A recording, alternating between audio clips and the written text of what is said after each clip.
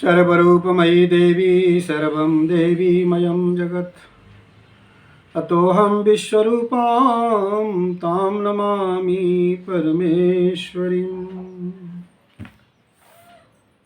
त्वष्टा ऋषि ब्राह्मण थे और उनका पुत्र वृत्रासुर था।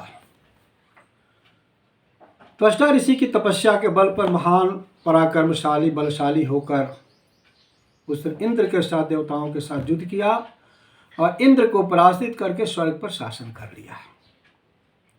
दर दर की ठोकर देवता के साथ इंद्र खाने लगे।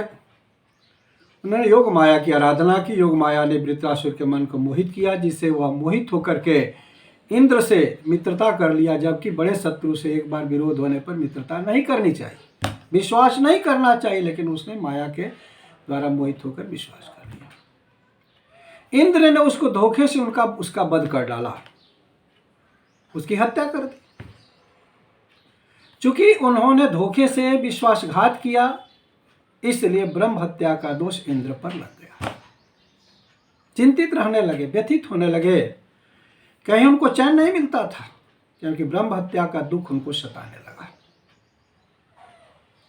और जितने ऋषि मुनि उनके साथ में थे, जो समर्थन किए थे, जो साथ दिए थे, जो प्रेरणा दिए थे वृत्रासुर को मारने के लिए, वो भी यह कह करके उनका साथ छोड़ दिए कि मंत्रकृत बुद्धिदाता च प्रेरकः पापकारिणाम पाप भाग स भवे नुन्नम रक्षकर्ता तथैव च। पापियों के पाप करने के लिए परामर्श देने वाला, प्रेरित करने वाला, बुद्धि देने वाला और समर्थन साथ करने वाला भी पापी होता है। इसलिए मुनि आपस में विचार करने लगे, हम भी पाप के भागी हो गए, क्योंकि हमने उनको प्रेरणा दी, हमने उनका बुद्धि दिया, समर्थन दिया, और अर्थ धर्म काम मोक्ष जो होता है उसमें हमने धर्म और मोक्ष को बिल्कुल जो नष्ट कर दिया। ऐसा सोच करके सारे मुनि महात्मा, सारे देवता जो है इंद्र का साथ छोड़ करके अपने अपने धाम पर चले गए।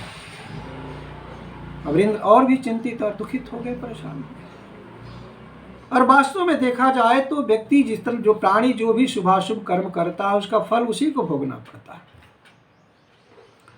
चाहे कितना भी बलवान हो, चाहे वह निर्बल हो, चाहे वह धनी हो, चाहे निर्धन हो, चाहे वो गोरा हो, चाहे वो काला हो, चाहे विद्वान हो, चाहे मूर्ख हो, अवश्यमेव भोक्तव्यम कृतम कर्म शुभाशुभम।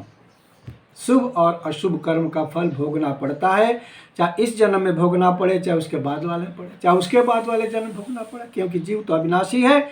इसलिए जन्म जन्मांतर कल्प कल्पांतर में पाप और पुण्य का फल भोगना पड़ता है। पाली साहित्य में भी भगवान बुद्ध ने कहा है, मयंत लिखे न समुद्र बज्झे न पब्बतानं विवरं पविश न विजति सो जगति पदेशो यथंटितम मुंचे पापकम्मा। पाप कर्म करके व्यक्ति सोचे कि हम जाकर के आकाश में छिप जाएं, समुद्र के मध्य में छिप जाएं, पर्वत की कंदरा में चले जाएं, कहीं भी जाने के बाद पाप का भोग उसको भोगना ही पड़ेगा, पाप उसका पीछा नहीं छोड़ेगा। कोई ऐसी जगह नहीं है जहां प्राणी जाकर के पाप कर्मों के फल से बच जाए। और ऐसा देखा जाता है, समय जब अच्छा रहता है, सब कुछ आपका सब ठीक चलता है, तो सारे पराये भी अपने हो जाते हैं। लेकिन अपने ऊपर जब विपत्ति आती है, आपत्ति आती है, दुख आता है, संकट आता है, अपने भी पराये हो जाते हैं। और इंद्र के साथ भी ऐसा हुआ, जो देवता ऋषि मुनि अपने थे वो भी पराये होकर के छोड़कर चले गए। ब्रह्म हत्या की पाप फल उनको सताने लगा, और एक दिन वह घर छोड़ करके एक तालाब में गए और वहाँ कमल की नाल में अपने को प्रविष्ट करके छिप करे और उस तरह से कालक्षेप करने लगे। इधर सची परेशान हो गई, चिंतित दुखित हो गई, क्योंकि पिए वियोग सम दुख जग नाही। पत्नी के लिए पति के वियोग के समान दुनिया में दूसरा कोई दुख नहीं है। और यह बात हमारे रामचरितमानस में भी आया। जिस समय भगवान का वनगमन हुआ, सीता जी ने कहा मुझे भी साथ ले चलिए। उन्होंने कहा सब कुछ तुम्हारे साथ है, जाने की क्या जरूरत है। सीता जी ने कहा सब कुछ है लेकिन आप नहीं है, और यह आपके बिना जो वियोग होगा उसके समान कोई दुख नहीं है। सची परम दुख का अनुभव करने लगी और देवताओं की सलाह से उन्होंने माँ देवी की आराधना की, उपासना की, जिससे कालक्षेप करने के बाद समय आने पर पुनः इंद्र का मिलन हुआ और इस तरह से सची का वियोग जो है वह दूर हुआ। इसलिए माँ दुर्गा जो है इस तरह से जो है किसी भी कार्य में सिद्धि प्रदान करती है अगर भाव भक्ति के साथ उनकी आराधना उपासना की जाए। इन्हीं शब्दों के साथ जय माता।